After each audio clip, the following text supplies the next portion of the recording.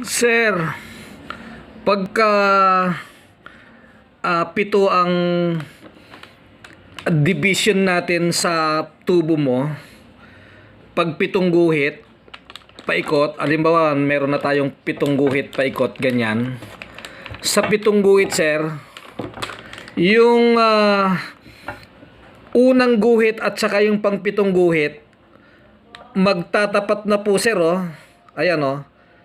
Kung mapapansin nyo, ayan, oh, tapat, oh. Tapat na tapat.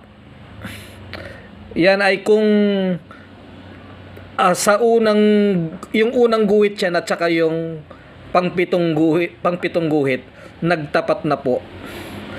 So parang ang pangit, hindi na siya sarisihan kasi tapat na tapat po. Kaya ang naisip ko po, ito po, oh. Ito naman po, 6 na guhit lang po ito. Sa 6 na guhit, walang magtatapat.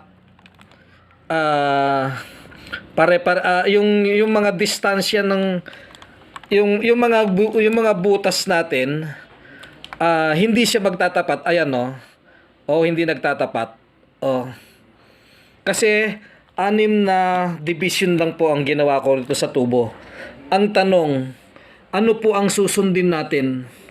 Itong instruction nyo na 7 guhit, pero yung pangpito at saka unang guhit magtatapat. Ayan. O itong 6 na guhit lang para walang magtatapat. Ayan. Sa 6 na guhit, paikot yan, no? Paikot yan, no? Walang nagtapat. Ayan, no? Walang nagtapat. Samantalang sa 6 na guhit, ayan, no? Dyan sa umpisa hindi nagtatapat.